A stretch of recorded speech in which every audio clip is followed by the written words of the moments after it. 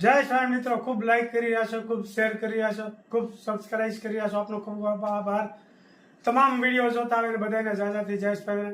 હવે આજ તો મારે અમારા વેવાઈના ગામની સરસઈની વાત કરવી છે કે મહાન સંત થઈ ગયા રોહિતદાસ.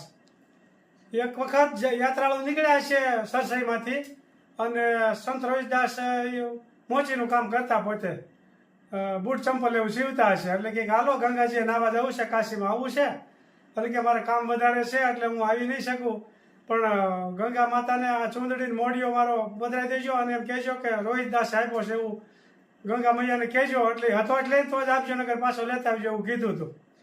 એટલે ઓલા તને નવાઈ લાગી એ થોડા એમ કોઈ અંદરથી કોઈ લેવા આવે માતાજી, પણ એ તો એ કે ભલે ને કે આપણે નાખી દેવો. તો એક હતા એણે એમ કીધું કે એમ નાખી ન દેવો, આપણે કહેવા હું વાંધો. અહીંયા ગયા કાશી અને ગંગા નદીને કાંઠે બોલ્યા કે સંત રોહિતદાસે આ ચૂંદડીનો મોઢિયો આપ્યો. તો ગંગાજીએ હજરા હજુર એમને આમ સાક્ષાત હાથમાંથી લઈ લીધો ચૂંદડીનો મોઢિયો અને કડવું દીધું. એટલે કડવું દીધું, 7-8 જણ યાત્રાળુ હતો એનું મન ઢેખલ્યું કે આ તો કડવું બહુ કિંમતી છે, આ સંત રોહિતદાસને કે ક્યાં ખબર છે કે આ માતાજી આપ્યું છે ગંગા મૈયા એક નથી આપ્યું, એ કે આપણે વેચી નાખીએ. તો એ કાશીની બજારમાં હોનીને કડવું બતાવ્યું કે આની કિંમત શું થાય. આમ 7-8 હોનીએ દીધું તો હોની આમ જોવે તો આખી વંચાઈ છે એવું સુરજ દાદા ઝાંકા પડે એવું કડવું હતું.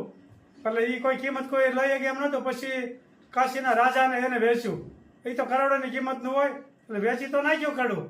પછી રાણીને આપ્યું કડવું, એટલે રાણીને બહુ ગમ્યું. એટલે એ કંઈક આ કડવું આવું બીજું લાવી ગયો. બીજું કડવું લાવી દીધું એટલે રાજાએ પાછા ઓલા જે કડવું વેચવા આવ્યા હતા ને એને હુકમ કર્યો કે તમે અહીંયા આવો બધા. અહીંયા ગયા એ કે આવું કડવું બીજું લાવી ગયો. એટલે એ મૂંઝાડે કે બીજું કડવું ન મળે. એ કે બીજું કડવું લાવી દેજો અને 4 દિનની અંદર તમને ફાંસી દઈ દેવામાં આવશે, આવું ધમકી મારી રાજાએ. એટલે ઓલા યાત્રાળુ તો મૂંઝાણા, એ કે કરશું હું. પછી સંત રોહિતદાસ પાછા ગયા. એ કે મારી ભૂલ થઈ ગઈ છે, અમારા માફ કરજો એમ કરીને એના પગમાં પડી ગયા. એ કે અમારી જીવની જોખમ ઊભી થઈ છે કે માતાજીએ ગંગા મૈયાએ કડવું આપ્યું હતું એ મેં તમને ન દીધું અને વેચી નાખ્યું બારોબાર. અમે લાલચમાં આવી ગયા તો તમે અમને આ બીજું કડવું લાવી ગયો, નકર અમને રાજા ફાંસી આપી દે આવું કીધું. તો સંત રોહિતદાસને તો એવું કાંઈ મોહ ન હોય, કાંઈ સાથે કે કાંઈ વાંધો એનું કામ કરતા હતા કે ઘડીક બેહો. પછી જે એનો કુંડ છે સરસઈમાં અત્યારે જાજો, ત્યાં એને કાંઠે બેહીને એને ભગવાનને પ્રાર્થના કરી એટલે એ કુંડમાંથી પાછું ગંગા મૈયાએ પાછું બીજું કડવું આપ્યું. આવો સાક્ષાત પરસો પૂર્યો છે સંત રોહિતદાસે. એનો પરચો પૂર્યો, ગંગા મૈયાએ બીજું કડવું આપ્યું તો સરસઈમાં એનું કુંડ વધશે અને તમે સરસઈ જ્યારે જાઓ ને ત્યારે દર્શન કરવા જાજો. સાક્ષાત સત્ય ઘટના બની ગઈ છે. આવા સંતો સૌરાષ્ટ્રના મહાન થઈ ગયા છે અને અમારા ચલાલામાં દાન બાપુ એવા મહાન સંત થઈ ગયા છે. એના પરચા ઘણી વખત કીધા. એટલે બે વેવાઈના ગામમાં દાન બાપુ અમારા ગામમાં છે, અમારા વેવાઈના ગામમાં સંત રોહિત. એટલે બે વેવાઈના ગામમાં મહાન સંત. જય શ્રી કૃષ્ણ, જય સ્વામિનારાયણ. કેમ છો બધા? સરસ મજાની સવાર થઈ ગઈ છે. અમે કામ કરીને વેલા ફ્રી થઈ ગયા છીએ કારણ કે આજ અમારી દીદી આવવાની છે. કેમ ખુશી? હા, આજે મારી દીદી મોટી દીદી છે ને એનો આવવાનો કઈક આનંદ જ અલગ છે. આજે બહુ જ આનંદમાં છીએ અમે બધા. વેકેશન પાર્ટી શરૂ થવાની છે હવે. બધાને જય શ્રી કૃષ્ણ, જય સ્વામી. જય શ્રી કૃષ્ણ દીદી. જય શ્રી કૃષ્ણ. આ મારી મોટી દીદી છે અને વેકેશન આવી ગયું છે. કેમ આવ્યું? કેમ છે તને? સારું છે. હે માલા તને મજા આવે? હે માલાને અને આરુની મસ્તી જોવા મળશે હવે. બે બહેનો સાથે મળીને મસ્તી કરશે ને આપણે શૂટિંગ કરશું. અમારી દીકરી આવી ગઈ છે. કેમ? અમારી મોટી દીદીની બેબી છે. હાય આરુ. મજા આવે તને મામા ઘરે? હે માલા મેળતો? માલા કોણ આવ્યું? દીદી આવી? હે તને મજા આવે દીદી જોડે? હે બહુ મજા આવે? હે સરસ. જો આર્યા અને માલા મામાના ઘરે આવી ગઈ છે. બંને ભવ્યને બહેનો રમાડવા આવ્યા છે. હા ખુશ છે અમે બધાય. હા, બંને બહેનો ભવ્યને રમાડવા આવી છે. હે ના? આરુ? ઘરની વાડીનો ભીંડો છે. ભીંડાનું શાક બનાવવાનું છે. આપણે એક દિવસ મારા પપ્પાની વાડી હું બતાવીશ. મમ્મી શું શાક થાય વાડીએ? ભીંડો ને ગુવાર. ભીંડો ને ગુવાર બે વસ્તુ થાય છે અને 2-3 કેરીના ઝાડ છે એ બતાવીશ. કેમ માલા? આમનું પેટ જોવું છે ને મેંગોનું ટ્રી. શું કરે છે માલા તું? શું ખાય છે? કાચી કેરી બે ખાય છે. આર્યા, કેવી લાગે તને કેરી? મૂકવાના જ નહીં. કેમ મારું? બહુ મજા આવે માછી જોડે? મજા પાડતી એમાં. કેવું ફીલિંગ થાય? બહુ સારું. મજા આવે બહુ મજા આવે યાર. મામા મહિનો છે ને મામા મહિનો છે કેમ હા. કેટલા દિવસ રોકાવ થઈ ગયું? વેકેશન આવી ગયું. માલાને તો મોજ પડી ગઈ દીદી આવી એટલે કેમ માલા કેરી ખાવામાં જ મશગુલ છે બે.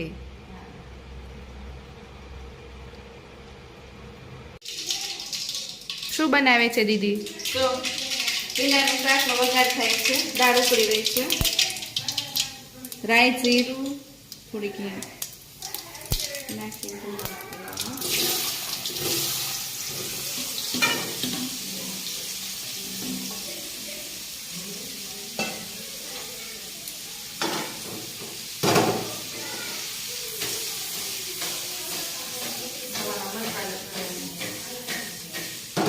આજ તો બપોરે વાડીનો ભીંડો છે એનું શાક દાળ ભાત કેરીનો રસ અહીંયા દાળ ઉકળી રહી છે.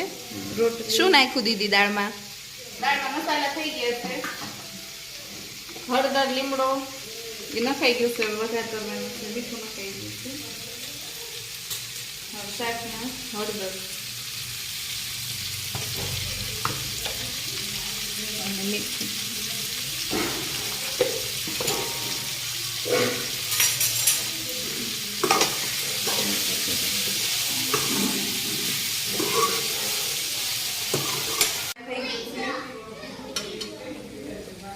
રોટલીનો લોટ બંધાઈ ગયો છે અને દાળનો વઘાર કરવાનો છે વઘારિયામાં તેલ મૂકી રાઈ જીરું, મેથી દાણા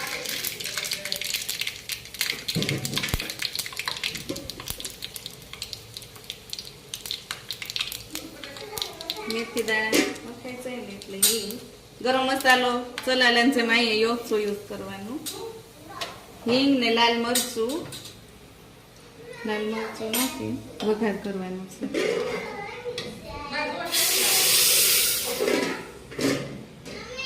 મસ્ત મજાનો વઘાર થઈ ગયો કેવી સ્મેલ આવી મસ્ત સ્મેલ આવી હો. હવે આને થોડી વાર પકડી આવો બધા જમવા. રોટલી બની રહી છે આવો ગરમ ગરમ ફુલકા રોટલી. પરસેવો પસીનો પસીનો તો બહુ જ ગરમી જેટલી છે.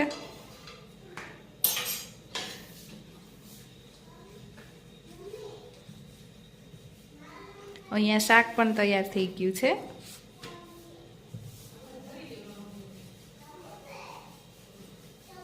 ગરમી પણ એટલી જ છે. આ વર્ષે આમ પણ વધારે જ ગરમી છે.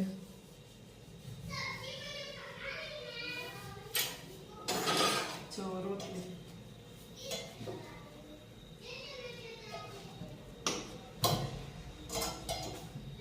કટલેરી શેર થઈ રહી છે અને થેલાના તો પાછળ ઢગલા ચડી ગયા છે જોડે તો જોડે કોઈ આ ગઈ છે એ આવડિયા ઓલી છે તે શું શેર કર્યું આરું મેં પિન બતાવો અરે વાહ કેટલી પીનું લઈને આવી તું બતાવી તો મેં આરું બતાવી બેટા મમ્મી ઓ માય ગોડ એટલી બધી વાહ એવી પિન દો અને તે શું શેર કર્યું માલા મને એ પિન દો હા હા આપણે લઈ આવશું ના મને તે કેમ આખું પર્સ લીધું છે ના મને એ પિન દો છે હા ચલો લઈ આવશું આપણે હો.